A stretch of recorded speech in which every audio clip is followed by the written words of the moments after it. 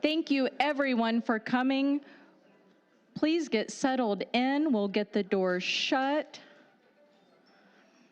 Come on in. I don't want to get started if you're stuck in the hallway. Hi, welcome. Good evening, and welcome to the voters, both here and watching from home. We're here to learn more about the Muskego mayoral candidates. We are meeting here tonight at Council Chambers at Muskego City Hall. We wish to express a heartfelt thanks to the City of Muskego staff for helping to arrange tonight's event. This public forum is not a debate. It's a voter education opportunity. Quick round of applause for the City of Muskego staff.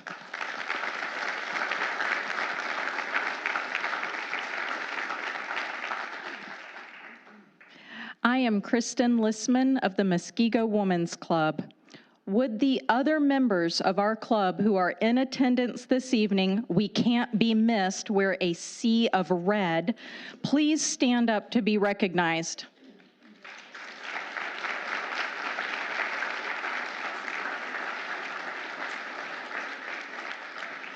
We are honored to serve as moderators and timekeepers for what promises to be a very informative evening. Ground rules, expectations. Each candidate will have 3 minutes for opening statements. Following opening statements, there will be 10 questions asked. Each candidate will be asked the same question and will have the same amount of time to respond. Please do not begin your response until you are called by name. If you need a question repeated, please ask. To my candidates, please ask. That will not count against your time. Terry, she will display the time remaining on a countdown timer as you respond. Please look to the timer occasionally to gauge your response. The timekeeper will wave her hand when you are down to 15 seconds remaining. She will say time when time is up. We ask you to respect the time limit and wrap up your sentence when time is called to be fair to everyone. When time is called, you will be required to stop. We do not wish to silence either of you. Our goal is to provide a balanced forum, and we have much to cover together in our short time this evening. If you find that you have more to say on any particular topic, you may wish to address that via your chosen campaign media or in your closing statements. If any member of our audience here tonight has a question for one of our candidates, please write it down on the paper that is provided and we will collect them. Please look to the ladies here in red, the Muskego Women's Club members. We have note cards. Write your question down. Just tip your hand, catch their attention. They will collect them. I will pose your questions to the candidates, time permitting, before closing comments. We're gauging a 90-minute run time. I will ask as many questions from you as I can in accordance with trying to respect the time limits of the set time that we have here. I know many of you here have questions, and I respect you, and I mean, frankly, tonight is about you. After the questions are finished, each candidate will have 3 minutes for closing statements. As this forum is not a debate, we ask candidates to refrain from crosstalk amongst each other. Out of respect for you, the voters listening, interruptions are not allowed. The The same applies to members of our live audience. Tonight is designed to educate voters on issues that are of high importance for a prospective mayor of Muskego. It is not intended to address all views, all opinions, or all values that these two candidates may have. Thank you. Thank you for understanding as we proceed with professional decorum tonight. If we have any audio problems, raise your hand. I won't think you want to ask a question. Just raise your hand and I'll know that you can't hear us clearly, and we will work to rectify that situation. We're really fortunate to have Jake from the city IT department here, and he's a whiz. I'll count on him to handle the audio. As a reminder, please silence your cell phones now.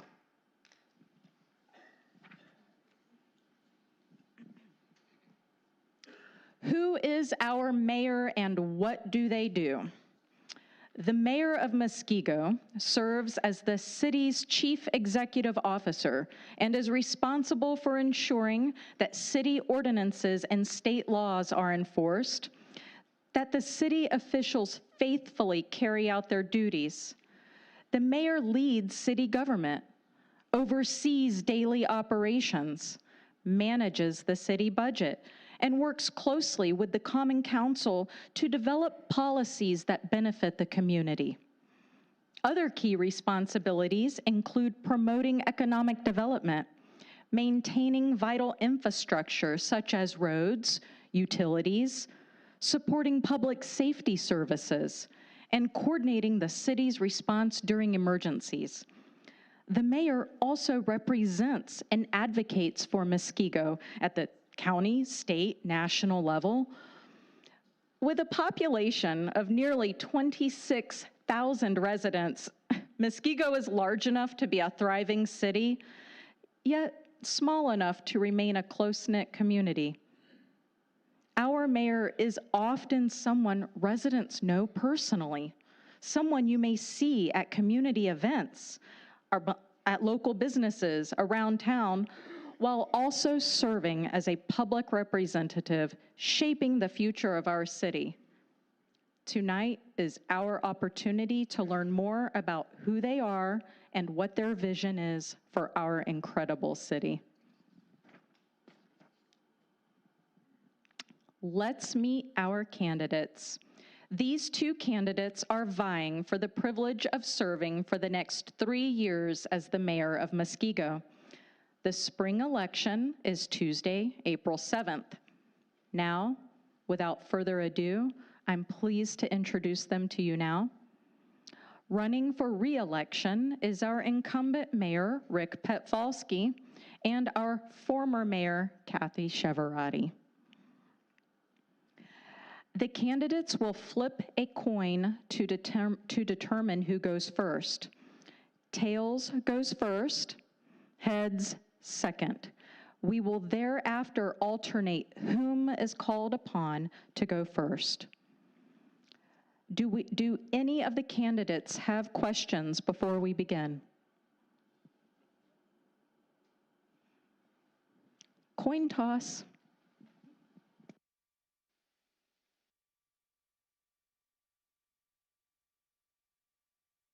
It's a standard quarter.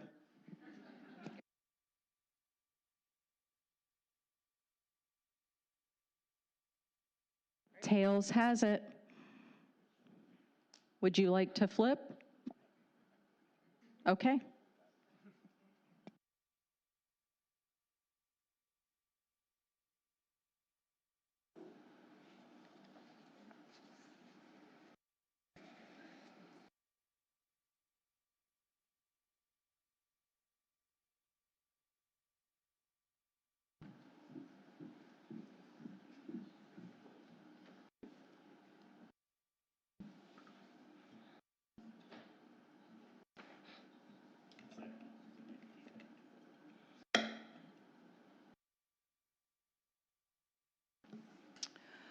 One more reminder to those of you listening.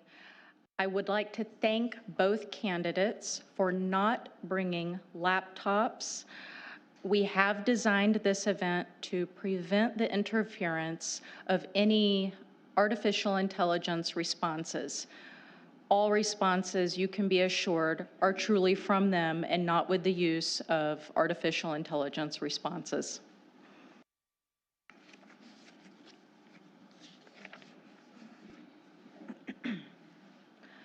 Timing begins now.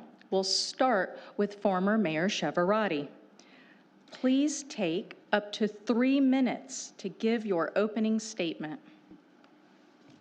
Thank you. I want to begin by thanking the Women's Club for this program for the public. Community engagement matters deeply to me. In fact, in my former role as Executive Director of the Chamber of Commerce, I coordinated similar forums so residents could learn more about the candidates seeking to represent them. As introduced, I'm Kathy Chevarati, former mayor of Muskego, and I was honored to serve 3 terms. Within months of my first term, Wisconsin Legislation Act 10 was adopted. This was my first challenge because one of its provisions was a requirement that public employees, excluding police, begin contributing to the Wisconsin retirement system.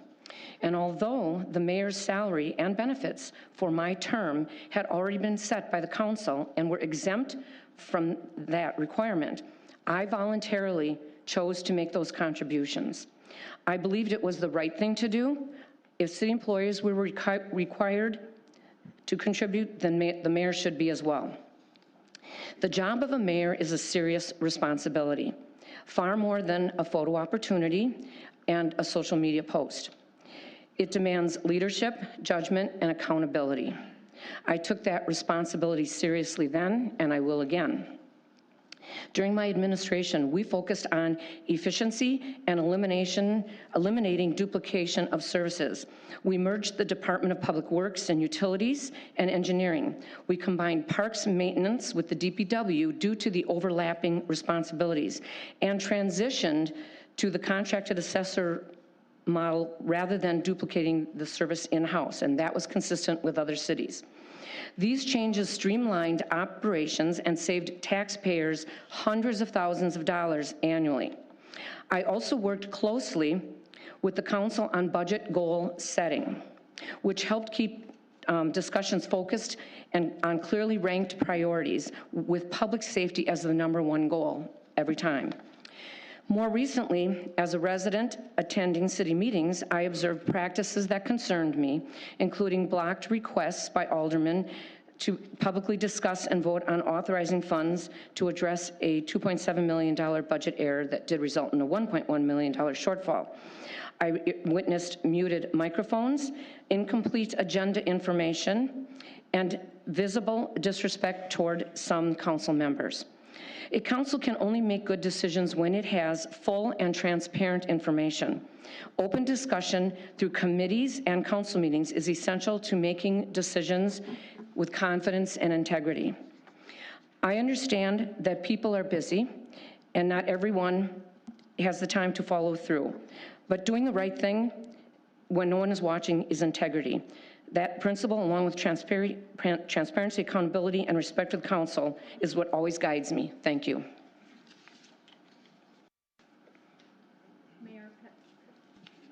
Mayor Petfalski. Thank you. Good evening, everyone, and thank you for being here tonight. I, too, want to thank the Women's Club for organizing this event. It's an important part of our community. For those of you who may not know me, my name is Rick Petfalski, and I've been honored to serve as your mayor here in Muskego. I've had the privilege of serving this community for over 25 years as a police commissioner, as a member of the Common Council, a school board member and past president, and now your mayor. In each of these roles, I've worked to leave those institutions better than when I found them.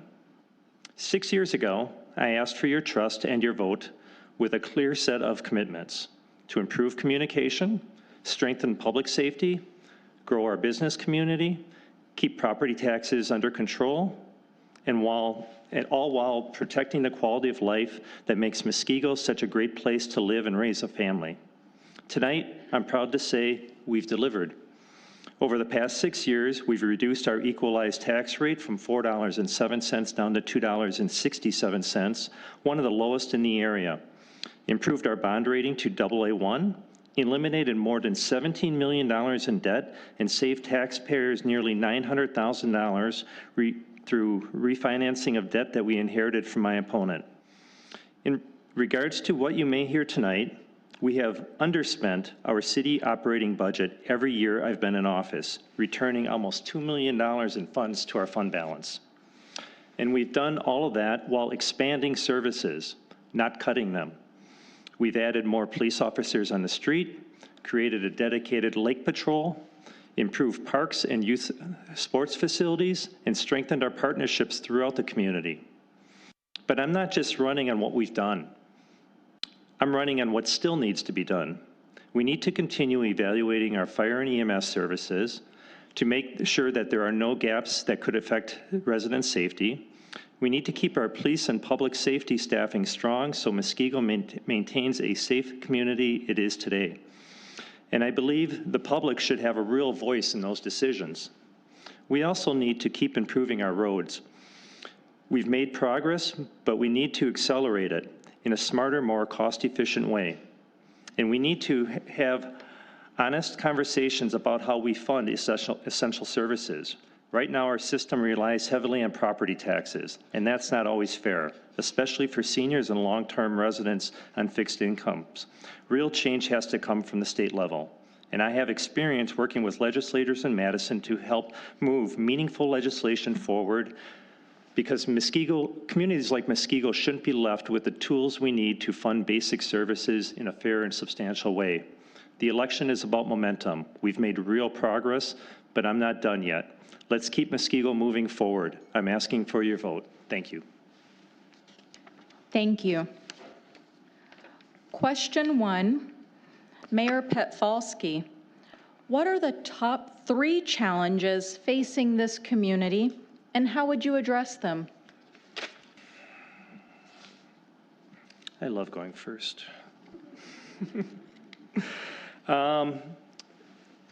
First off, I guess if I was going to say, I would say our public safety, specifically fire and EMS. Our fire and EMS service has been provided by Test Corners Volunteer Fire Department for a number of years. They do a fine job, but it's a volunteer fire department that we do have some minorly paid on-call EMS staff and fire staff, but most of it's volunteer or near volunteer services. And as everyone knows, volunteerism isn't what it used to be. So right now we're engaging through a consultant to evaluate our services and take a look at how we compare to other communities our size and make recommendations back. Now, I'm not saying that we're going to come back and say we need a full-time fire department. In fact, we specifically said, you come back with what you believe might be the best thing. It might be combining with another community. It might be something as simple as just funding our existing Test Corners Volunteer Fire Department with more money. But I do want to make sure that when you call 911, people show up. And sticking on public safety right now, police and public works are also of concern. Right now, if you look at our police staffing for communities our size, we're understaffed, even though we've added positions over the years. But that's definitely something that we as a community have to look at, because while our community and our residents are relatively honest and safe people, we have a lot more transient crime coming in this community from outside our borders, and because of that, we have to keep up with our staffing levels in those areas. Another area that is of concern right now is our roads. We've made substantial investment in roads over the years. However, our operating budget just can't keep up. 20 years ago, we had a boom, 20 years plus, we had a boom in new home construction. And those roads get paid for by the developer. Well, those roads are now 20 years old, and now it's our responsibility to replace them. So this past budget, I and the council put forward a plan where we're tripling our budget through borrowing, but the borrowing cost, well, we'll borrow at like say 3.5%, our cost of actually doing the roads per mile is 20 to 25% cheaper. So we're actually saving a substantial amount of money, and we're able to catch up on those roads in a much quicker way. We'd never be able to catch up with the way we had it just funding it under operating. I guess that covers police, fire, and roads. So there we go. Thank you. I made an inadvertent error and did not announce the time allotment for that question. That is a 3-minute timed response. Mayor Petfalski answered it in a few seconds less than that. Out of equity to both candidates, I will allow each candidate 1 additional minute to create a 4-minute timed response out of fairness and equity for forgetting to mention the time frame. So was it 4 or 3? It was a 3-minute. But then Each we one use- will get 1 additional minute. Do you have anything else you'd like to say in 1 minute before we turn to No, I'm former good. Mayor Chevarati? I'm good. Sure? Okay. Former Mayor Chevarati. Thank you very much. 3 important matters, I believe was the question, or high priority. Public safety, number 1. And public safety to me is police, fire and rescue, and roads. And why roads, people don't understand that. That's still a public safety. We have to keep the roads safe. So with that said, I guess I could start with that one. Roads, I do have some concerns besides the deferred maintenance. I want to give you the history that I have. When I used the term lame duck, that was when I had announced I wasn't going to seek re-election in 2020. And I learned from our new superintendent of public works that we had a lot of roads that were deferred in maintenance that I didn't know previously. So I did ask him to kindly put together a PowerPoint presentation that I didn't want to walk out and ignore it. I wanted to make sure the council was aware.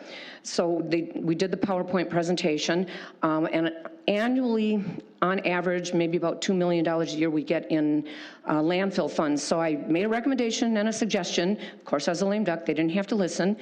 But I suggested maybe considering $1 million a year for a number of years to start catching up on it and then consider some future borrowing. I can tell you in the past 6 years, only $1 million of the landfill was used for that purpose. And I do know the superintendent recently had announced, or within last year, about $600,000 does 1 mile of road. So that was like 1.5 miles over 6 years. That's really not very much.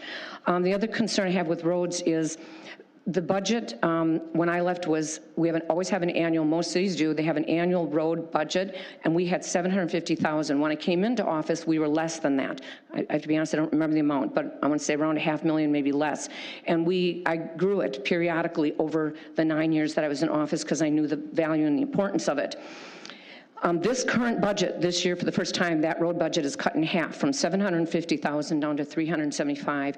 My biggest concern, I would have never have done that, number one. It's not where I would make a cut. And the other thing is that it is going to create a dependency on borrowing. I know the city's moving forward with borrowing now. I think that's good for $5 million. But the proposal by my opponent here for $5 million every other year for 15 years, I feel is concerning, possibly unsustainable, and certainly going to cost the taxpayers huge going forward. The fire and rescue, very quickly, I'm not against consultants, but I think it was premature. I looked back, there wasn't one single public safety committee meeting that had a discussion about this. That's their responsibility. That's where the public can come to the meetings and interact and talk. So that's a concern of mine. I think that should have been done. I think it should still be done.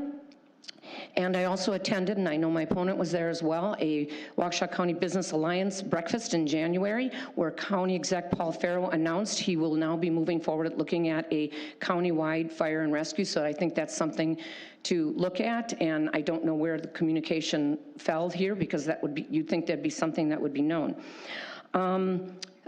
So with that, and then last but not least, of course, is and police officers, I apologize, I almost missed that one, that we do need to stay on top of that. We are a growing community. I know we have one of the lowest numbers of officers in the county, so we do have to stay on top of that. We don't want to fall behind. And obviously budgeting at the end of the day, because it has to pay for all of that. And I'm very good at doing efficiencies, and there's always opportunities for efficiencies. So I thank you. Thank you. Question 2 goes to former Mayor Cheverati first. This question allows for a 4-minute timed response. The City of Muskego's 2035 Comprehensive Plan has been unveiled and will be presented to the Common Council for consideration next Tuesday. Chapter 2 of that plan is dedicated to the topic of housing. There is great demand from developers for higher density housing, giving more housing options to communities.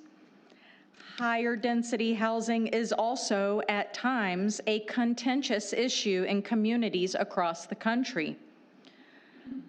Do you believe the increased development of higher density housing units will enhance our community? Is this in alignment with our core values? And what challenges do you foresee? How would you mitigate those challenges? Thank you. With regard to that, I still consider us somewhat rural, and I think the community members do too. So it is always a contentious issue. Anytime we look at a comprehensive plan and there's high density, it's rare. They're very specific, and they're usually more what we refer to as like the downtown and the business area. So I don't see that, it's not in there to be out in the farming areas and things like that. So no, I don't support going out to those areas, so I just want to make that clear. And I think we do quite well regardless, but I do know that there are people that say they can't afford to live here, and I understand that. I do want to also add to the comprehensive plan guide. When you're in office, mayor or alderman, you really usually only pass through one of those because they're only done like, what is it, about 10, 15 years. So they're updated very rarely. And so now I've been on both sides of it, and we have something that I'm looking at now, and that is, first of all, to get you to understand, zoning is what drives everything. Now, zoning is a little vague when I say that, because there's zoning for housing, and then there's some layers in that, but then there's zoning for commercial, and then there's the zoning for industrial. And I'm going to be as brief as I can and not hopefully mess up your heads too much with this, because it gets involved. Government is always involved. There's M1, which is light industrial. There's M2, which is heavy industrial, and then there's M3, which is like landfills and extraction. I would like to point out that there's two manufacturing, in the proposed plan, two industrial areas, one on the west end of town by Crowbar, quite wide open, and then there's one down actually in the area where I live, which is near the landfill. My concern that what I've learned now is I don't think we do enough. In those plans, they're very vague. It's like anybody can come in and ask for a zoning in one of those industrial zonings, and I think there should be a little bit more teeth in that. Like, for instance, if someone wants something beyond light industry, then there should be some parameters put in the municipal code law so that it cannot happen. So I'm just making it up because I'd want to do more research, but and there are places that do this, maybe not near us, but 1,000 to 2,000 feet from residential for certain heavier industry, for any heavy industry. That makes sense to me, because as it currently exists, anyone could come in and ask for that heavy industry, and it's very subjective, and the city only by law has to send out notices to those within 100 feet. They have kindly sometimes done up to 300 feet, but that still is not that far if you think about it. So if we put some teeth in it, then there's no concern that people won't be notified and they won't have to worry about that. I don't think any residential area with beautiful subdivisions and homes here, there should be no one with heavy industry near their homes. So that is something that I'm hoping the city can look at, and I would actually recommend that it get deferred and look at that before they vote on it on Tuesday. And I think with that, the only thing I want to add is the comp plan started actually when I was still in office in 2018, and it's just being completed now. That's a very long time. Seems to me the community meetings that were held back in 2018 should have been repeated of recent. I know there were some walkthroughs, but is what it is. At least there's an opportunity here to maybe rethink some of the things in the plan, but they are a good tool for going forward. Thank you. Could you read the question again so I can actually answer it? Absolutely. It's the wordiest one, no more like this, I promise. This is a 4-minute timed response. The City of Muskego's 2035 Comprehensive Plan has been unveiled, and it will be presented to the Common Council for consideration next Tuesday. Chapter 2 of the plan is dedicated to the topic of housing. There is a great demand from developers for higher density housing, giving more options to communities. Higher density housing is also, at times, a contentious issue in communities across the country. Do you believe the increased development of higher density housing units will enhance our community? Is this in alignment with our core values? What challenges do you foresee? How would you mitigate those challenges? Thank you. So in a short word, with very few instances, I don't agree with going with higher density housing in Muskego. It's generally what we don't want up here. It changes the character. My predecessor, if you look at some of the most dense housing we have, came under her watch, including one property off of Janesville there, which is a constant merry-go-round with the police having to deal with it. But going on to doing more dense housing. Housing is a big buzzword right now statewide. Every community you go talk will talk about affordable or having housing and affordable housing, and the developers are the developers, and the real estate lobby is the one that's actually pushing this, and they're pushing it because they want to pad their pockets. If you look around Muskego, some of our most valuable properties on some of the smallest lots we have. I mean, you take the southeast part of the city. Those lots are at most a half acre, some down to a third acre, and those homes are selling for $750,000 to $800,000. So developers coming in and say we need smaller lots so we can make the houses more affordable is a bunch of bull. That's not it. All it's going to do is pack more people into a smaller area, and that's not what Muskego is about. So we do have an affordability problem here, but I'm not sure if that's a problem. That's a problem everywhere, and I'm not sure if it's Muskego's job to fix that, because the only way we're going to be doing that is by flooding the market with homes that will water down your own investments on your houses. These are some homes are some of the largest investments, and many people, their largest investment that they have. By having more housing coming into our community that is uncontrolled, I mean, we have about roughly a 2% growth of population every year, and I think that's controllable. But getting much bigger than that, it's going to change our whole rural feel of it. The comprehensive plan is an important guide for not only the council to follow when we go through rezoning, but it's one that developers look at, business is coming into town, and it's a guide. And former Mayor Cheverati had the rare opportunity to actually pass 2 of them. She passed on the last one. She started it and never finished it. Well, her and I don't align in our thoughts. That's a shocker. No one's going to be surprised here tonight. And so when I came into office and it wasn't done, I pretty much started over again. I wanted everything looked at, and we did that. We took our time, and I'll give Adam and Planning Department a lot of credit. There wasn't a lot of changes that needed to be done in it. The biggest changes are statistics and everything, and some demographics in it. But there was really only a few small changes in it. So we're bringing that plan forward. I don't disagree with her. We could have ordinances to protect people's investments and not having, heavy industrial next to their homes. But that's not the comp plan doesn't need that. We need to have that in our code, and I fully support that. The comp plan is just strictly a guide for looking at how we're going to develop our community in the future, and it's one that we should follow. Thank you. Question 3. Mayor Petfalski, you will have 3 minutes for this question. Muskego currently enjoys one of the lowest municipal tax rates of any city statewide at $2.65 per 1,000. While bearing in mind Wisconsin's mandated levy caps, how would you address the community's future needs while balancing fiscal responsibility?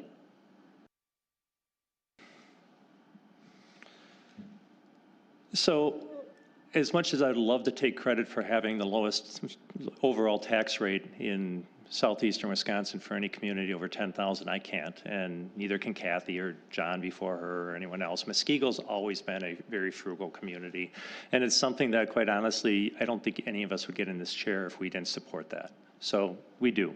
Unfortunately, what's happened right now, the state has levy caps in for a reason, because property taxes were growing at an out of control rate for years.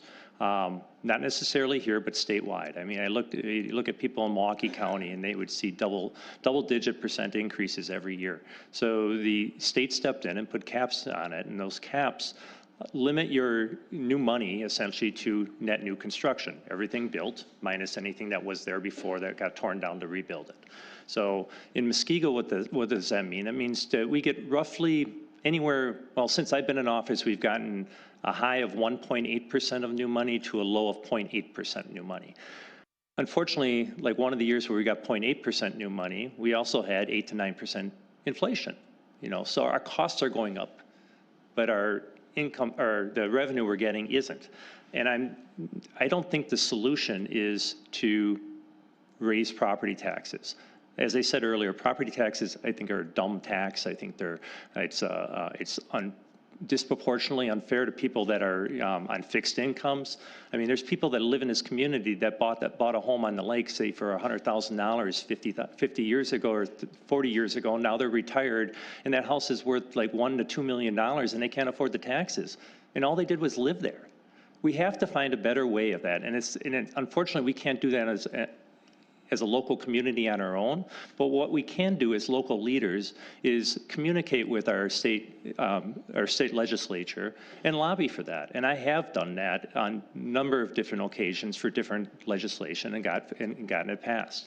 I've been elected by our peers statewide to be the vice president of the Urban Alliance, which is a subgroup of the League of Municipalities for communities over 10,000. And mainly what we are is a lobby and information group for our membership. So we need to have those conversations with the state to see if there has to be a better way of funding local government. We're the only state, not the only state, we're one of the few states in the country that depend almost 100% on property taxes for our funding. And it's just not fair. So I think we need to find a better way of doing it, especially when you look at the state, that the state of Wisconsin sitting on billions of dollars of surplus that they have overtaxed us for years. There has to be a better way of doing that. And I'm not talking about new taxes, I'm just talking about dynamic shift on how the state of Wisconsin funds government. Former Mayor Chevarati. I think I've got the question. Thank you. I first do want to follow up with the comment about the property in downtown. The school district sold. I thought that was against the rules. No. You said we could Excuse me, time? She told me we could do. You said rebuttals for. Rebuttal and move on. All right, I apologize. I would like to restart the timer and repeat the question. Please restart the timer to a 3-minute time frame. My apologies, Mayor Chevarati, for the interruption. Thank you. Muskego currently enjoys one of the lowest municipal tax rates of any city statewide at $2.65 per 1,000. While bearing in mind Wisconsin's mandated levy caps, how would you address the community's future needs while balancing fiscal responsibility? Thank you. First, I want to start with the tax rate. That's kind of a tricky number because that changes every time there's a citywide reval. So the tax rate, it's easy to look at and understand, so we like to do that, but that's really not what tells the whole story. I just want to quickly, this isn't what I plan to say, but like, for instance, it doesn't tell you how the budget went up or anything. In my 9 years, I averaged out that the budget went up annually about $240,000 each year. the current administration, it has gone up just shy of $500,000 each year. So those numbers don't tell you everything, so I just wanted to let you know that. But the levy limits, the only thing I find interesting is the state applies these levy limits to municipalities, but they don't do it to themselves. I think they should. So that's the thing. But there's nothing much we can do about that. And net new growth is always good to have, but again, that's where the comp plan and everything comes into play. You got to be smart about how you do it. And I still say we want to put some restrictions where the manufacturer, or not manufacturer, I keep saying that wrong, industrial businesses go, especially the heavy industry ones. Let me see, what do I just want to say? Oh, that's what I didn't finish. I just wanted to do the quick rebuttal. The property that he's referring to on Janesville Road was actually a school, and the school district sold that. They really certainly had a choice to who they would sell that to. And then, again, whatever they came forward with at the time is what fit into the comprehensive plan. So there you go. Then when you have a comprehensive plan, you have to abide by it for the most part, which is why I get concerned about the industrial level going forward.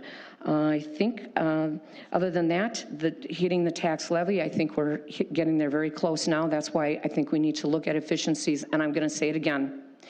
Every government entity has available efficiencies. Thank you. Thank you. A quick comment on the question of rebuttals.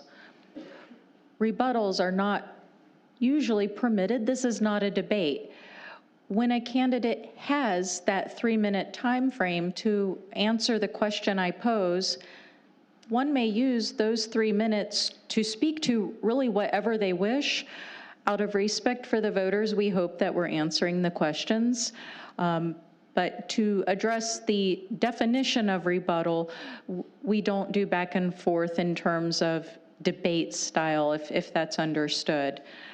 I respect both of you and thank you both for your deeply insightful answers to the question. Thank you. Thanks.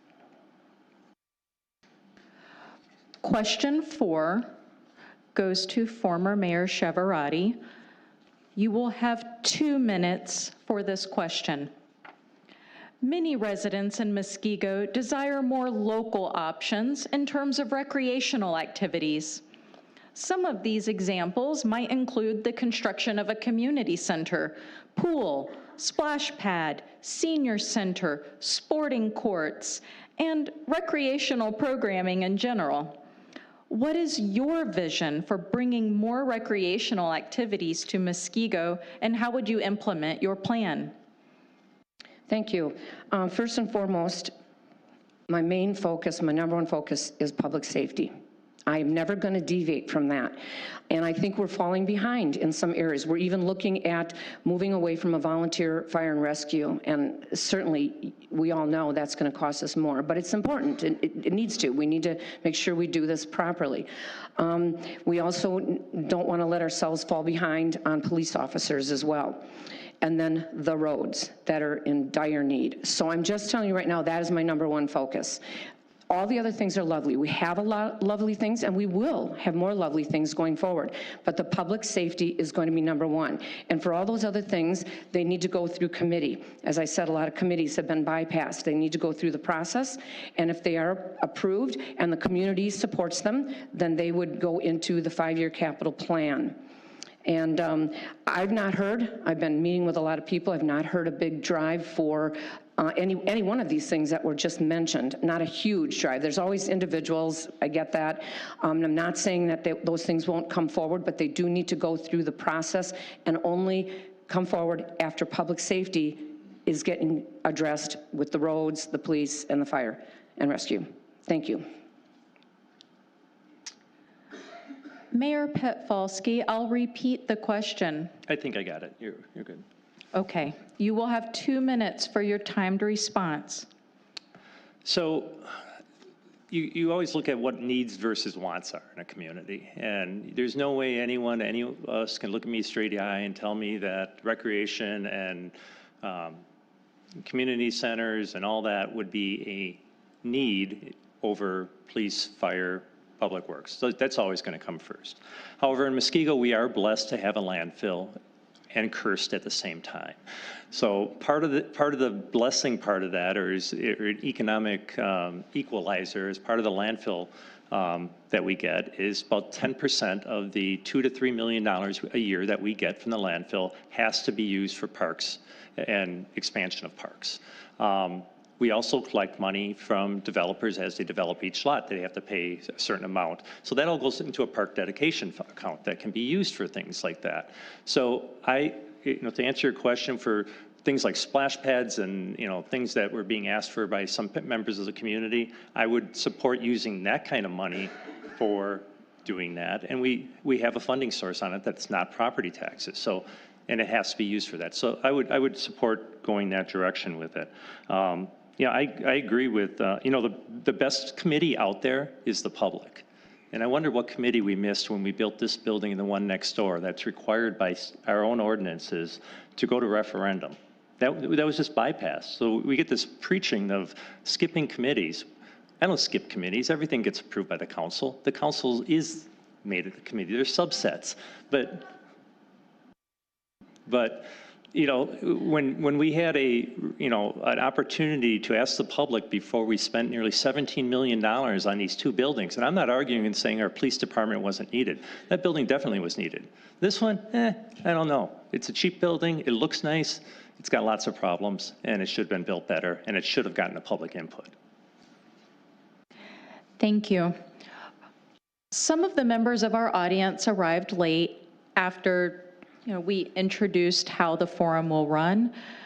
I would like to update you and make sure that you're aware you do have an opportunity to ask questions.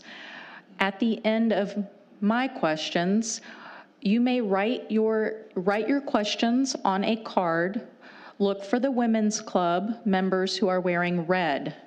Here's Nancy over here. Flag her down. She will bring you a piece of paper to write the question, and I'll ask as many of them as I can at the end, time permitting. Thank you. Question 5, Mayor Petfalski, you will have 3 minutes for this question. What do you believe are the top economic drivers for Muskego, and how would you maintain them? What is your plan to continue to grow Muskego's economy?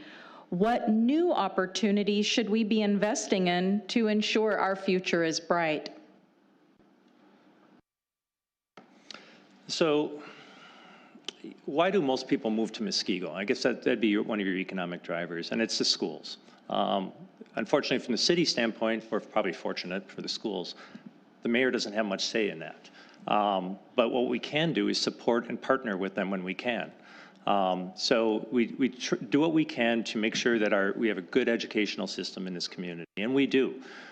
So I would say our schools are one of the top economic drivers as far as making this a valuable place that people want to go or live. And when you get more higher demand for housing and things like that we have, you also then get the stuff that we want, like the restaurants and more entertainment venues, because they look at the demographics. You're not gonna build a nice sit-down restaurant or a fun venue in an area that the residents there can't support it. So by having good schools, we end up with having a nicer community. So that's one of them. Next would be our environment.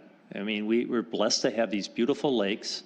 We're blessed to have the wonderful parks that we have, and a lot of conservation and open space area that we've partnered with the state over the years and made some large investments in that. And it's, so you kind of got that nice country feel out here as one of the amenities. So I think that drives people coming out here as well. How do we support these things? I think by sticking to the comp plan, because it does dictate what density is in certain areas and what kind of development can be done around them. In addition to that, I'll go back to the landfill. Another 10% of that money has to go to conservation efforts. We have a conservation coordinator that is a full-time staff member that is responsible for maintaining those areas, because we do have such a large investment in all of those areas. The current one is he's going to actually be retiring relatively soon. He's done a wonderful job over the last almost 30 years, or maybe actually 30 years. But his replacement, I'm looking forward to him coming on board as well. But we've shifted some of the emphasis on that to try to have that position be more, in addition to the conservation efforts, but to do some more grant writing and everything else, so we can stretch the dollars that we have available for conservation even further by applying for some of the state and federal grants that are available to expand those opportunities for the public. Thank you. Thank you. I think I got it. Thank you. Okay, I'll wait till you're ready. We're getting our timer ready. Thank you for your patience. This is a 3-minute timed response. Starting now. Thank you. As I understand, it's kind of economic of the city and keeping things maintained for going forward. So what I want to say with that is, growing a community, you'll hear something different from everyone. Everybody wants something different. Everybody wants a restaurant, though, I'll tell you that. And I'm no different. Everybody wants more restaurants. And as my opponent here said, that's, again, these things are driven by market studies. And I'm going to point out a scenario right now. Some of you might recall that at one point, Sendix was looking at coming to Muskego, and they, at the tail end, they changed directions, and I knew the community would be disappointed. So I made a phone call and I reached out to Mr. Balistreri so that I could at least speak to the people and let them know. And what he did, the first thing he did is he asked me a question, and he said, "Did Janesville Road get done on your watch?" And I said, "Yes, it did." He said, "Well, it's stunning, it's beautiful." And that is what made us look at Muskego. We felt that was a quality place for Sendix to be. But then he also said part of the process is they do a market study first. And when they did that, before they make the decision to start moving forward, it was mediocre. But they decided to take that chance. Then when they get right towards the end and they're ready to sign on the dotted line, they realized they always have to do another market study. So they did another one, and unfortunately it didn't come in even mediocre. And that was primarily due to Festival Foods announcing they were going to go into Hales Corners, and that just sort of, they have a middle ring, another ring, and another ring for their market area. And so it was strictly a business decision, and I had to respect that and understood that. But he said that our Janesville Road and everything is absolutely stunning, and he would never stop looking at Muskego into the future. So we hope that maybe someday they will reconsider that. I do think we have a lot to consider. Statewide, we have a shrinking population and an aging population. In Muskego, we have an aging population, but we do not have a shrinking population.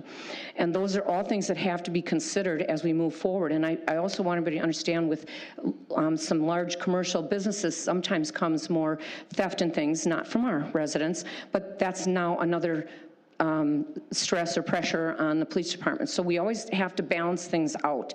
But obviously, budgeting at the end of the day is really what's going to do it, as far as making sure we're viable going forward economically. Thank you. Thank you. Question 6 goes to former Mayor Chevarati. You will have 3 minutes for your response.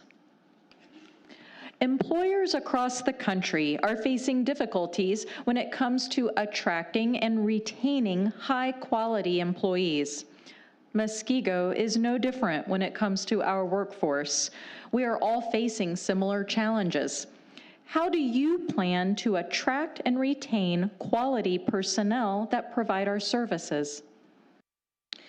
Thank you. Unfortunately, that's not something the mayor will do.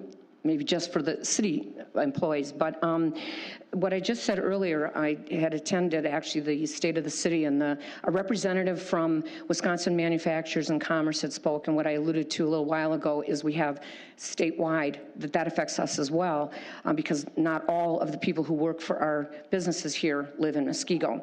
So when you have an aging population, that's an issue. And then what we also have is the kids statewide, not just here in the Muskego-Norway system, but most of these youth that graduate from the high schools, they're leaving our state. That's a problem. That is not something that I personally would be able to do as a mayor, but I do think there has to be studies on that. Maybe the school districts need to start looking into asking the questions. Why? What are your plans, kids? What are you, why are you leaving, if they're willing to follow up after?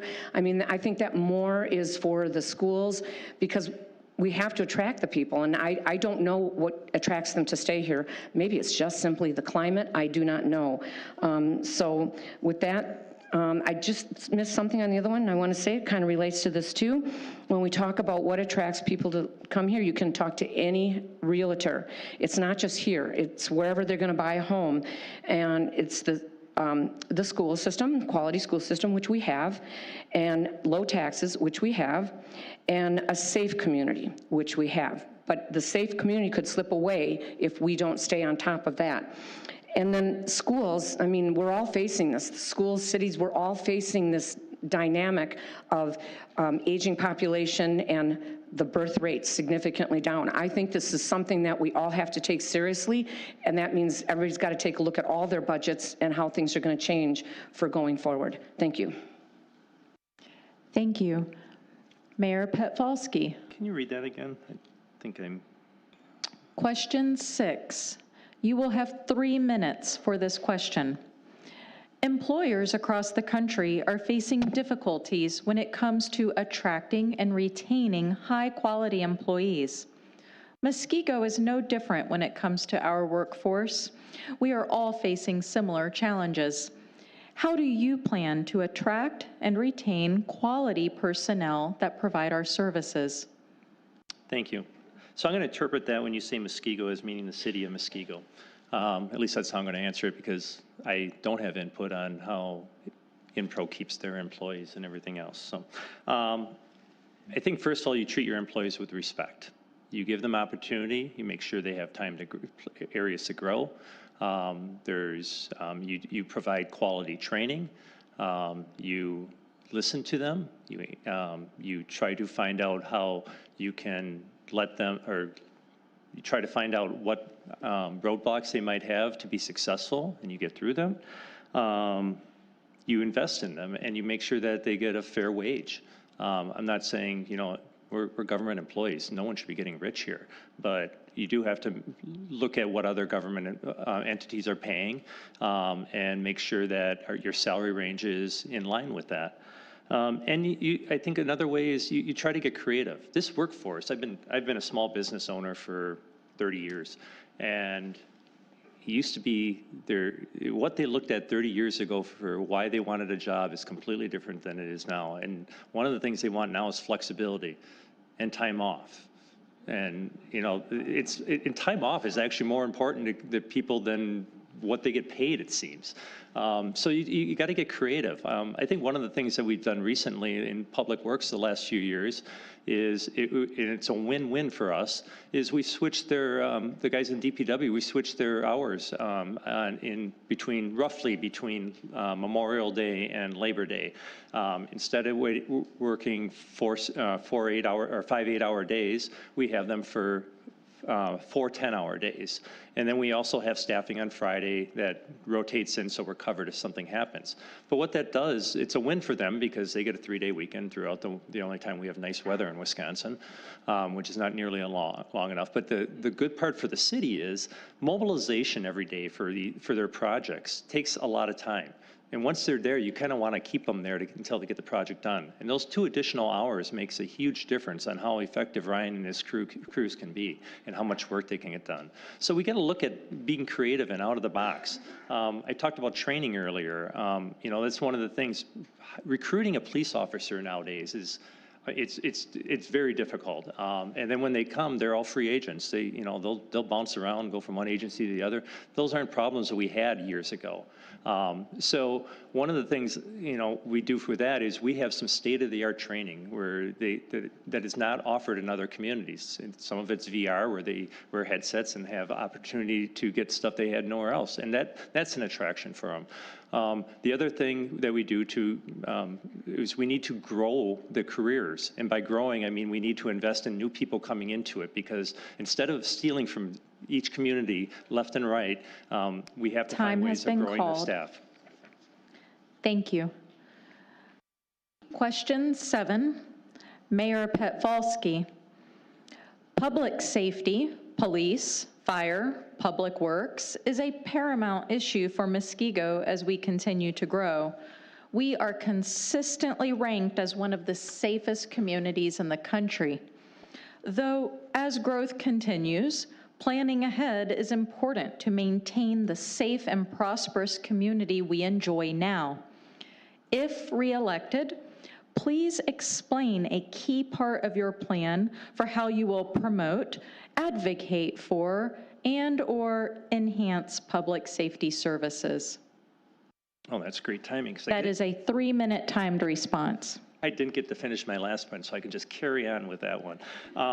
One of the things that I've talked to with the chief, because we have replaced a lot, when we replace officers, we have quote unquote stolen them from other communities. Sometimes it's easier than others. You know, there's some communities are more, or that aren't quite as supportive of those, our police officers as they are here. This is really a great community when it comes to the police. I mean, you want good food, stop over there. There's always stuff getting dropped off over there. So it's relatively easy to steal them. However, that doesn't put another cop on the street in the state of Wisconsin or even nationwide. So I have pushed that, and we haven't had to do this for years. We've actually paid to put people through the academy. When I was a police and fire commissioner years ago, we would have one opening and you'd have 200 applicants. And you better believe all 200 of them had put themselves through the academy already and were ready to hit the ground. Communities didn't have to make that investment. We're starting to do that again now. And I'm doing that for twofold. For one, you train them the way you want to. They don't bring over some of the bad habits. I know sometimes you get a lot of good, they bring good things with them as well, but they're trained in the Muskego police way. So that's a good thing to do. And by doing that, having those career-long, hopefully career-long officers that you hired from the academy, it helps expand the pool, which helps public safety altogether. Going on, you know, we've looked at other ways of, instead of just spending money on increasing the police, getting more boots on the ground. One of the things Chief Westfall did right after he was appointed chief, with my 100% agreement, is we used to have 2 captains. Well, instead of having 2 captains, we now have 1, and then we took the money from the captains and we hired more patrol officers, because I think the average person in Muskego would rather see someone driving around in a squad car watching, making sure you're safe, than some captain, which is generally administrative, sitting in an office. Not saying that Nick Fonz isn't important. I'm just saying that, you know, we do, you know, most of your interactions are going to be with the beat cops, and we made a switch of ways of doing that. We also employ civilian people now to do some of the administrative work that the captains had done. One of the example of that is we hired a retired police officer to do background investigations, because the cops end up doing a lot of background investigations. Well, that's someone that can be done by a civilian, because he's really not going to go out and arrest anyone. So there's a number of creative ways that we can invest and through part-time employment and other ways of getting more police officers on the street. And then we talked earlier about the fire. My opponent and I will disagree. I think hiring professionals to look at where we are and giving an evaluation back makes sense. And I agree with doing a countywide fire and EMS service, but we got to know our problems before we do that. Time has been called. Thank you. Okay, I got it. Thank you. Fire and rescue, I think I covered, or I mean, public safety, I think I covered it, but I will cover it again. I do want to point out that during the 3 terms that I served, we did increase officers by about 2. It was 2. We were trying to do that early on, and we couldn't, as the chief here would know, even from back then. It was a real tricky time back then. It's hard to get them now. It was even harder back then. So as much as we wanted to add officers, we really couldn't do it, because we couldn't even keep ourselves fully staffed, and that's an unfortunate place to be. But we did ultimately add 2 over the 9 years that I served.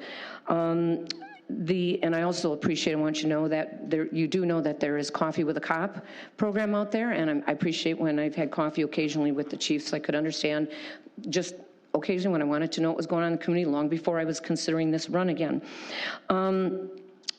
Again, I want to go back to the fire and rescue, and we do obviously have to work that direction. I'm still very disappointed. The Public Safety Committee had no discussions on that. That leaves the public out. The public needs to be involved. This should not just be sprung on with a consultant.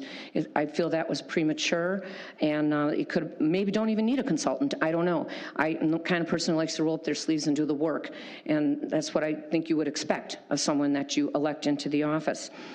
Let me see. I think for that is it. I do want, no, I think that's it. I just that it's public safety. No, I do want to add, I got a little bit of time.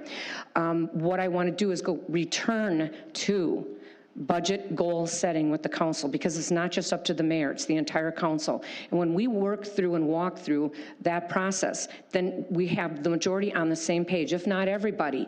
You discuss it and you go back and forth. We know what we're focused on and where the other things rank, and it doesn't mean we don't get to those, but they get moved around a bit. But we do need to focus on public safety. I don't think anybody in this room or anywhere doesn't think so. Our roads need a lot of work. I get a lot of complaints from that already as I'm talking to people in the community. We do need to stay on top of getting more officers, and again, the fire and rescue. And I too look forward to hopefully having the role again and working with the county and looking to see how we can make that work in the best interest of everyone and the bottom line. Thank you. Thank you. Question 8, former Mayor Cheverati. You will have 3 minutes for this question. The city of Muskego provides many services to the community. Some may be considered needs, necessities, such as policing, snow plowing, just to give some examples. And some may be considered more optional, things that we would like, such as recreational activities, conservation, etc. Which services do you consider to be essential, and which ones do you consider to be more optional? What is your philosophy on this, and how would you balance the needs versus the wants, if you will, as you develop future budgets?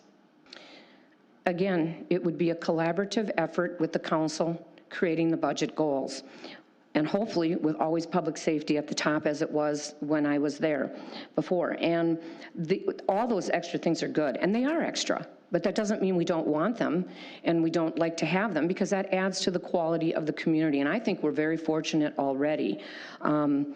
We obviously have a beautiful city hall here right now. We have a wonderful library, and I think that that could be utilized even more, but I do know it has some needs that need to be addressed. We need to take care of what we have first. The roof has been delayed in being replaced. It's in rough shape. There's been a lot of leaking and things like that. The bathrooms need some updating as well.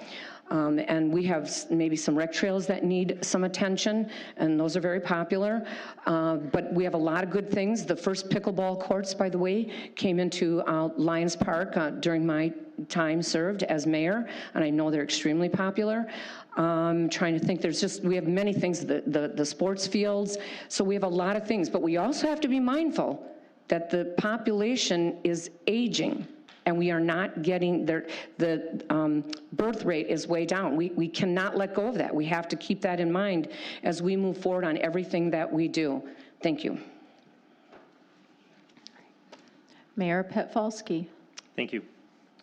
I find it somewhat humorous that she mentions the library, because the 15 minutes that we had together between when she was leaving and I was coming, she said, you know, if I could, I'd get rid of the library. So kind of funny. Anyway, yes, we do need to maintain our facilities and maintain them in a good manner.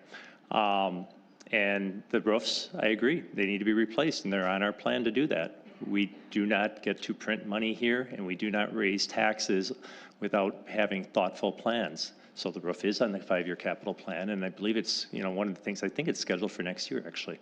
But needs versus wants, getting back to the actual question. Public safety is definitely a need. That first and foremost, we could stop doing everything we have, and we should have police, fire, and public works. You know, there's many towns in Wisconsin, that's all they do, and elections. So elections is the other one. We need to have, make sure that we run safe and fair elections. So that's a need. And then you have to have some administration behind it to make sure that, the money and all that is being spent properly and that it's being, accounted for. So you have to have finance people. Wants. Parks are a want. There's no question that they are. But, something a lot of people want. So we have them. Our recreation department, that would be considered a want versus a need. But our recreation department is pretty much self-sufficient through the fees they charge versus what they collect. So we try to do everything efficiently here. And I'm not going to take credit and say that I'm the one who came up with these ideas. These are practices that have been in place going back to when I was an alderman 20-some years ago. The idea was to maintain them and not to change the flavor of it. So yes, we have to make sure that we stick within our budget, stick within our means, and plan appropriately, and I believe we do. A couple things I want to search since I got extra time here. We talked about the tax rate, and I want to be clear. When I'm talking about the tax rate, I'm talking about an equalized tax rate. And the reason I say that is because if you equalize a tax rate, it's that you can do a fair comparison between you and every other community if you take and equalize everything. If you just take assessed value, every time you assess it, it changes. But you can't compare our assessed value to New Berlin's because they may assess at a different time, be at a different percentage. And when I talk equalized, when I talk tax rate, we're talking equalized, and it's a way of looking at how Muskego compares to everywhere out there. So I think that's important. Thank you. Question 9, Mayor Petfalski, you will have 3 minutes for this question. What do you believe are Muskego's 3 greatest assets, and what are your plans to support them? Sensing a theme here. Schools. I think our schools are our #1 asset in this community. You have to have a quality school system to attract families, keep residential values high, and you have to have a workforce for the businesses that are out here. Muskego Norway has done a great job over the years of having not only college and career-ready students. Recently, through the approval of the taxpayers through a referendum, they made a major investment in their trades and everything else because we're seeing a shifting workforce for your colleges and for everyone. And they've realized that, and we have a state-of-the-art auto shop, welding, woods, I'm missing a bunch of stuff, culinary arts, healthcare. That's all at our high school, and that I think is a great asset to have. Our environment, I mentioned earlier, our lakes. I mean, we're a destination community. People know Muskego generally for 2 things. Well, 3 if you count Mayor Rick, but no, I'm kidding. We're known for Dandelion Park and Little Muskego Lake. People are sometimes actually shocked that we have other lakes. I mean, people that are into fishing and wildlife and all that know about Big Muskego, but Lake Danoon and Bass Bay kind of get pushed off on their own, or pushed off to the side. But we're known for our lakes, so that I think that's important for a community to have identity, and we are identified as being a lake community. I think that answers everything. I know I got time left, but that covers what I wanted to say. Thank you. Thank you. The 3 great assets, I believe, is the question. Our residents, #1. Our businesses, #2. Because sadly, we need the taxes, but businesses are their services that we want, like the restaurants, and they are also, like the manufacturing and such, they provide a significant contribution to the tax base. And lastly, I would say our open lands, and I would say the lakes fall into that as well. But we are so fortunate. Everywhere I go and I talk to people, and I've been here a long time, 40+ years, and I will tell you, and I did go to Dandelion Park in Muskego Beach when I was a little girl, coming from Milwaukee back then, very southwest corner, almost Greendale.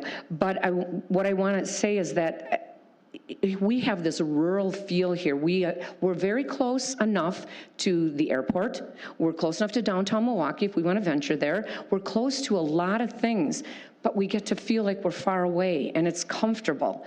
And then we have all the beautiful green spaces besides the lakes. That's what the people love about Muskego. I know that's what drew me here a long time ago. But of course, development is going to happen, and that's where the comp plan and maybe putting a little more teeth in the in our code, municipal code going forward, so that we can ensure that we keep that rural feel always, because I think those are all the good things, the people, the businesses, and the open lands. So I hope we always keep that, and I know that I will always work towards that. Thank you. Thank you. Question 10,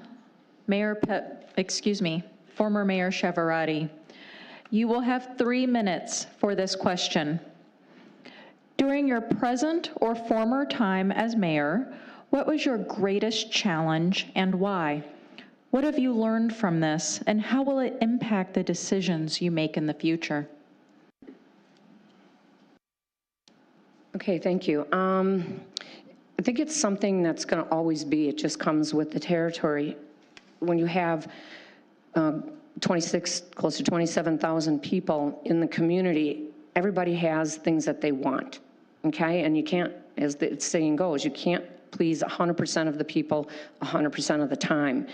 So it's a balancing act. I really feel that is the hardest thing. And then the second one after that is, I think we got past that a little, but in my day, I don't know how to say this, but there were, before we were really incorporated as a city, things operated differently. So sometimes our DPW crew was expected to go out onto private property and fix some of their drainage issues, and we had to put that to an end. We were a developed city now, and we can't do that. It's also liability. That was a challenge. I think that one is done and gone, but those are the ones I did experience at the time. But I will say again, it's hard to please everyone, and then at the same time keep their taxes down. So everybody wants, but nobody wants to pay for it. So that's always the challenge, and I think that will always be, no matter what city. It's not just specific to the city of Muskego, but I enjoy it, and I enjoy working with the people, listening to the people, and doing my best to do this. And certainly then we get any request, if there's enough of it, we get it on an agenda, and it goes through the process,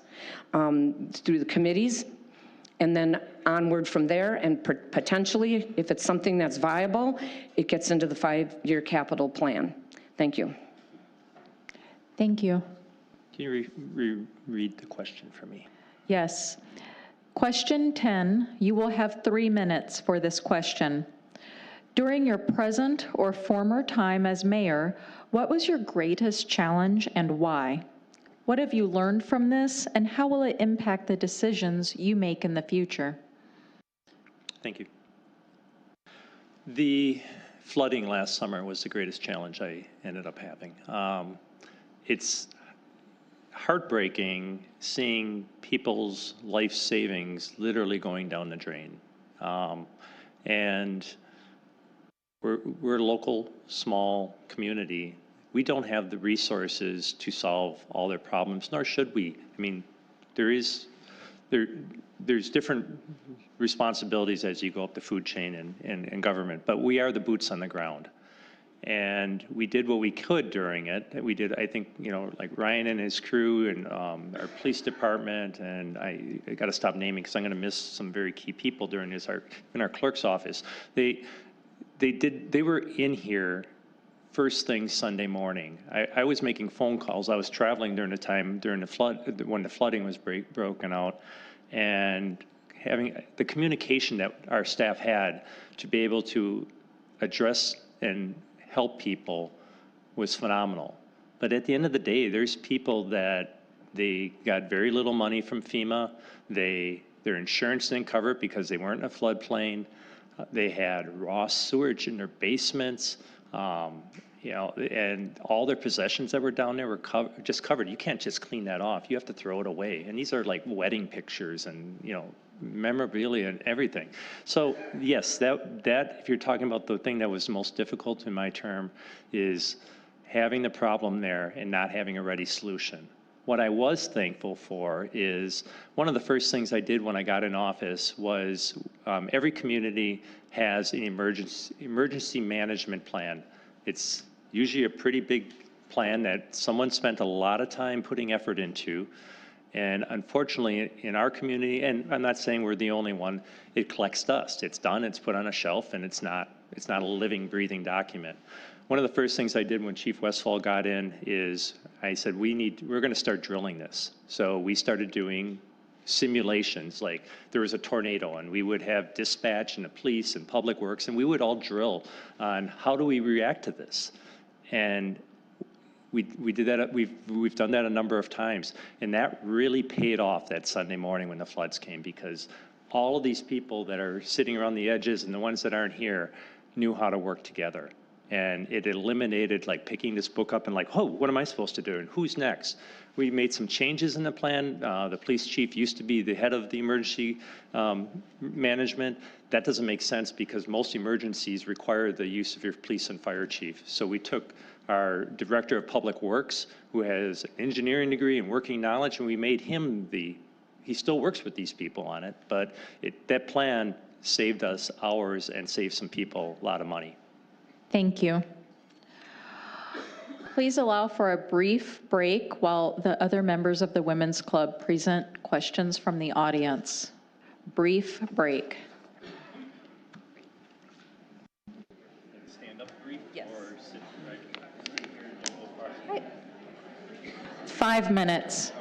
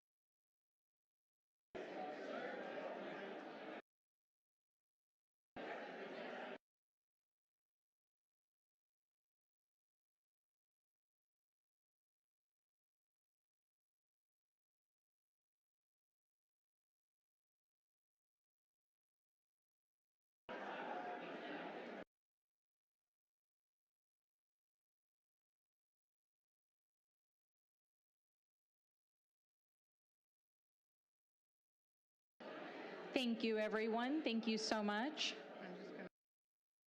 Oh, thank you. Thank you, everyone, so much for your patience.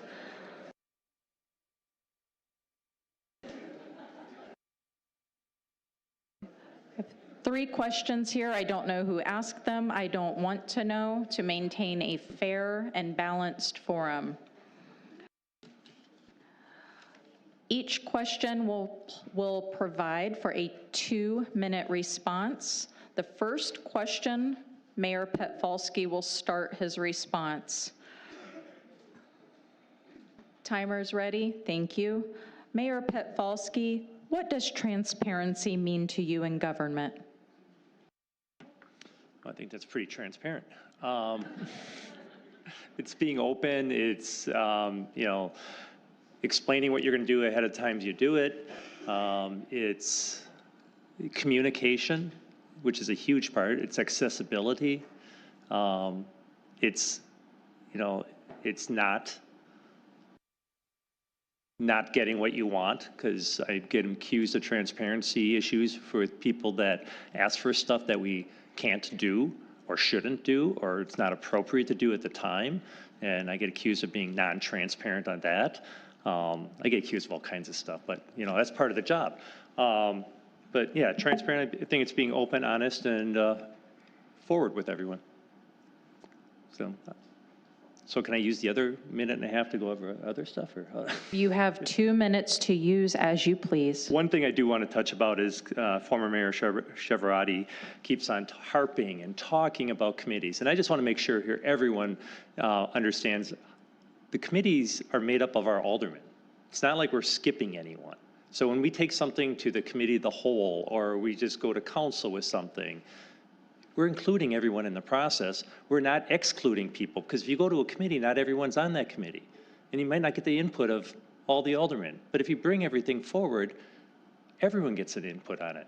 And if we have it at a committee of the whole, people are allowed to talk. They're allowed to come up.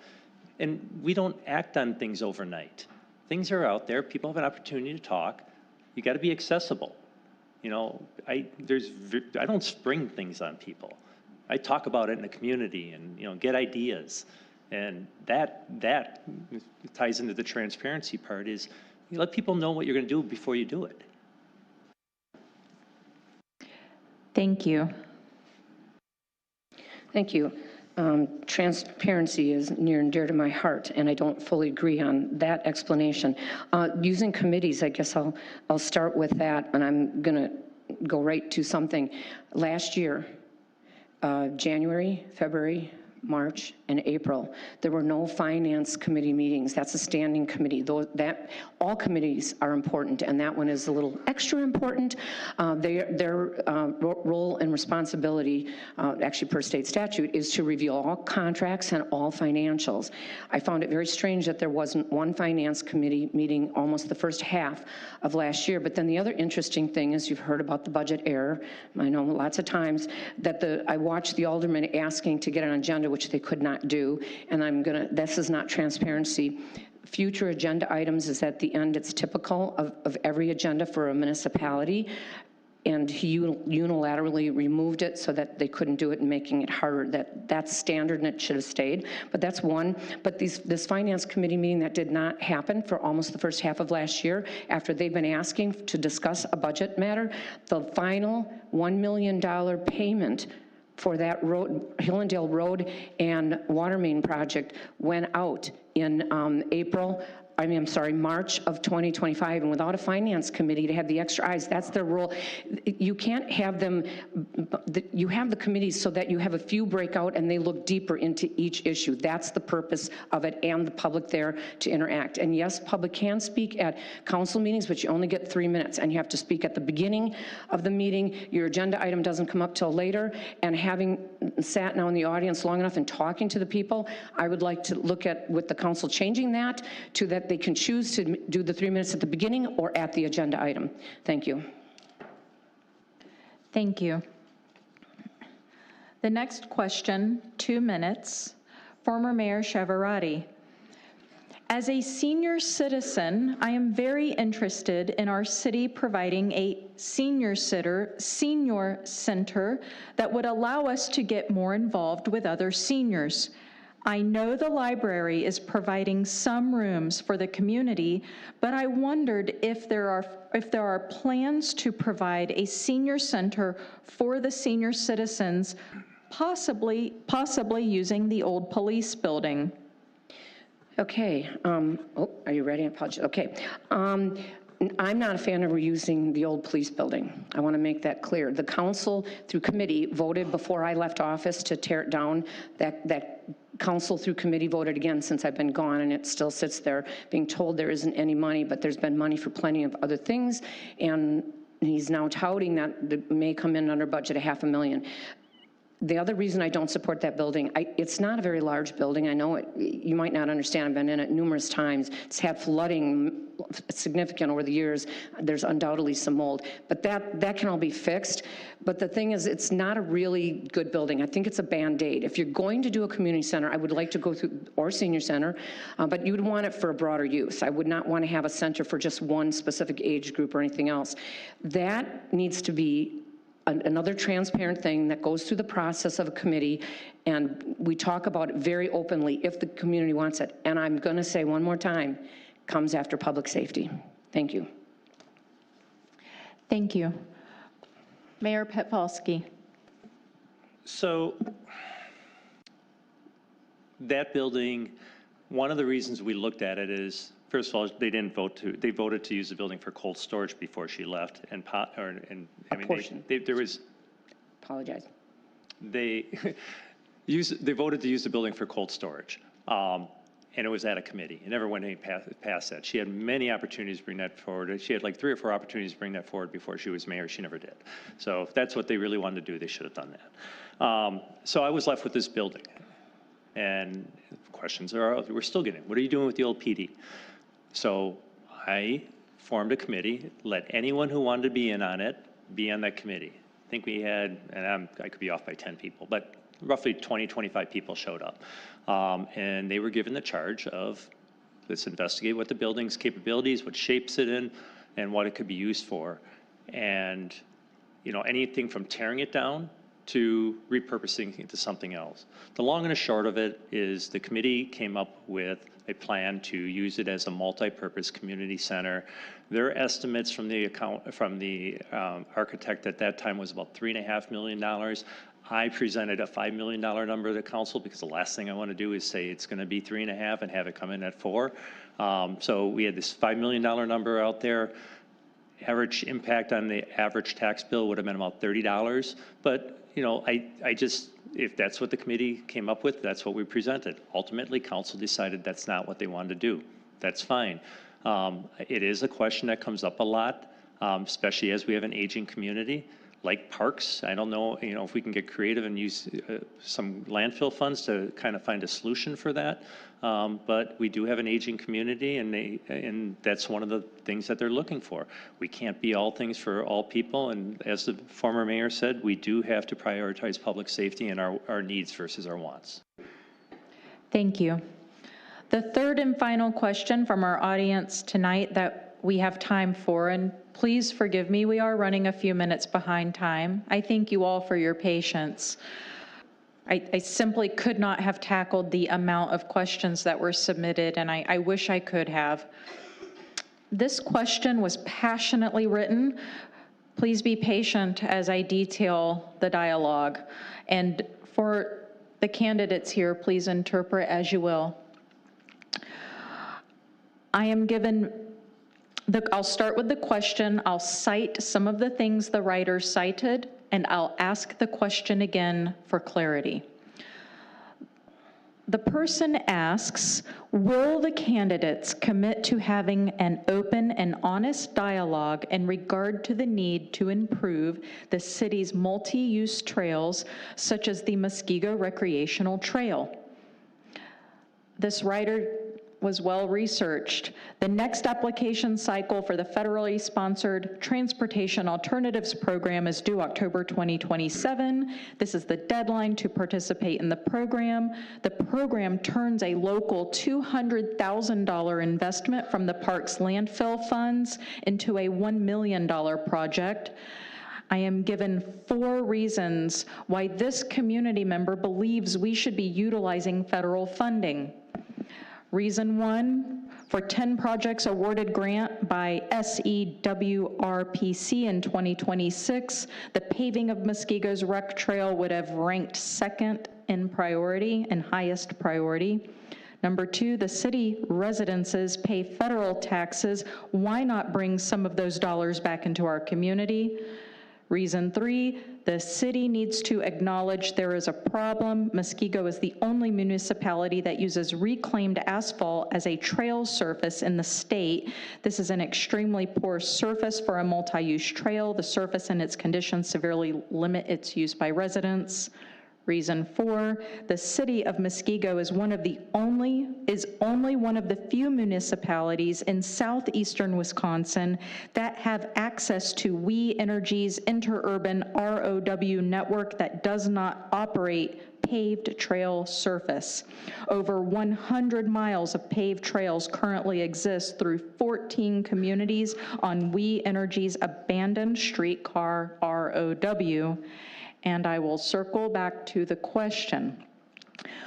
Will the candidates commit to having an open and honest dialogue in regard to the need to improve the city's multi-use trails, such as the Muskego Recreational Trail? This question goes to Mayor Petfalski first. You have 2 minutes. 2 minutes for a question that took 5 to read. Someone was very passionate, and thank you for that question. And I do appreciate the passion, and I've had I can almost guess on who asked it because they've asked it a number of times. Yes, I'll commit to have the conversation, but you got to be careful on where that conversation, or be accepting of where that conversation goes. There is federal dollars that's available in certain windows for paving our trails, but they're also available for expanding our trails. So that conversation could switch to, wait, we already have a trail going down the center of the community, and it's not ideal. I'll admit that. I use it. It's fine for my uses. It may not be fine for somebody else's, or somebody that has a different type of bicycle, or somebody that, using it for a different purpose, or that has special needs and needs adaptive. I fully admit that. But it's a trail, and if we're given money that we can use for trails, maybe we should look at maybe paving along, say, portion of Hillendale going to the school, or Martin Drive, or Boxhorn Drive, or Ryan Drive, or all of which people have asked for. People love our trails. We can't get enough of them. But it comes down to wants versus needs on that. And, yes, I would love to have the federal dollars. I have no problem applying for them, doing it honest. But at the end of the day, if we got to look at how we're applying for them and what we're going to do with it. So, yes, I answer his question in a short answer, yes, or her answer, I should say. I don't want to out the person, but I would commit to that. I'm going to use my last 20 seconds to reiterate. So the Finance Committee meeting, when she's saying we didn't have one, there's usually one item on there that's going to go to council anyway. So all the members of finance, again, are on council. I admittedly am not a bureaucrat. If I can find efficiencies in making a meeting standing, including all of us have to stand during a meeting to make it shorter, I'll do it. Thank you.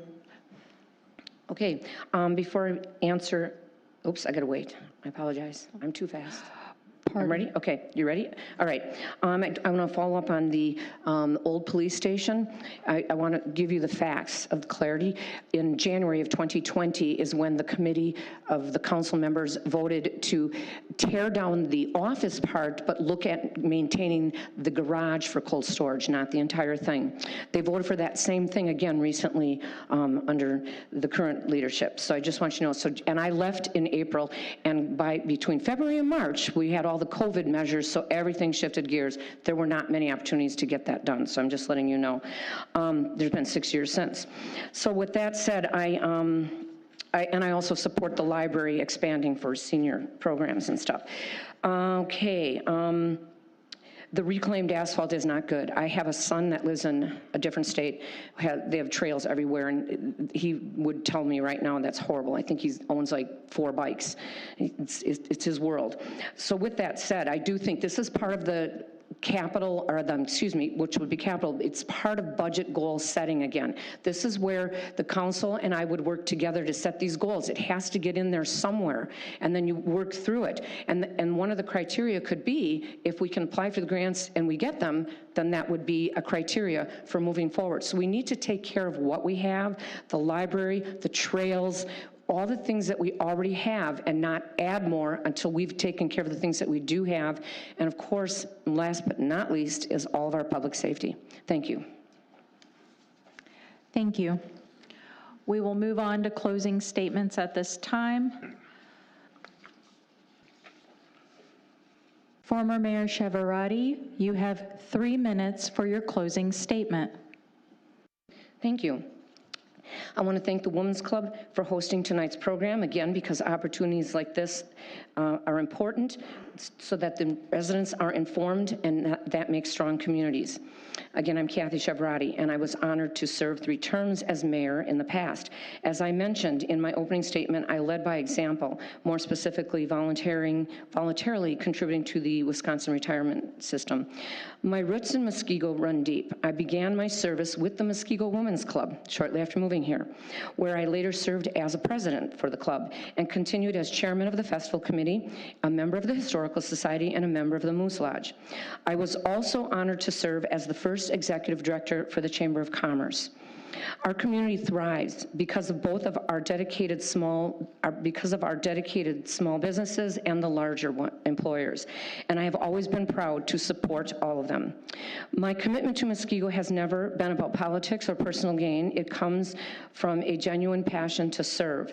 That same commitment is shared by many in our community who unfortunately have felt unheard, whether through unanswered calls or delayed or dismissive responses from the current leadership. I've heard from many. I believe our community deserves better. Leadership listens, responds, and truly engages. The city and the state are facing the reality of an aging population and declining birth rate. That shift presents real challenges for municipalities and school districts alike. It demands thoughtful, creative, and responsible long-term planning. Public safety was and remains my #1 priority. If our roads are not properly maintained, the quality of our community suffers. If we fail to maintain appropriate police staffing levels, we fall behind. If we don't work collaboratively through committees that involve the public in discussion about fire and rescue, for example, we lose transparency and public trust. Strong communities do not happen by accident. They require planning, discipline, and leadership that looks ahead rather than reacts. A council can only govern effectively when information is open, debate is respectful, and the public can clearly see the process. The transparency is not optional, it is foundational. And I understand that people are busy and not everyone can follow every meeting, but residents should be able to trust their local government and to act with integrity and sound judgment. Doing the right thing again is when no one is watching defines leadership. Transparency, accountability, and respect have always guided me in my service and my whole life, and it will continue to do so. I would be honored to earn your support again. Thank you. Thank you. Mayor Petfalski. Timer is ready. Thank you to the Muskego Women's Club for organizing tonight's event, and thank you to my family for allowing me the time over these past 28 years to serve this great community. And thank you all for being here tonight or from watching from home. It's important to be an informed voter, and I hope tonight's event helped you make a decision, and I hope it made it clear. At the end of the day, this election comes down to one question: what kind of community do we want Muskego to be moving forward? Over the last 6 years, I've made real progress. We've kept taxes in check, reduced debt, strengthened public safety, and done it all while operating more efficiency than most communities our size. But there's still work to be done. We need to make sure that our public safety staffing, fire, EMS, police, and public works keeps pace with our community. We need to continue improving our roads and infrastructure in a smarter, more sustainable way. Muskego has done its part. We've been disciplined, efficient, and focused on results without growing government unnecessarily. And we need to stay focused on what makes Muskego special. Strong planning, great schools, public safety, and an outstanding quality of life, because that's why people want to live here. That's worth protecting. And just as important as what we've done is how we've done it. We've worked to improve communication, to be accessible, visible, and engaged. I believe your mayor should be out in the community, listening, talking, being part of it, because at the end of the day, I'm one of you. What you see is what you get, a hardworking, approachable neighbor who will work hard for you, care about you, and be a cheerleader for this community.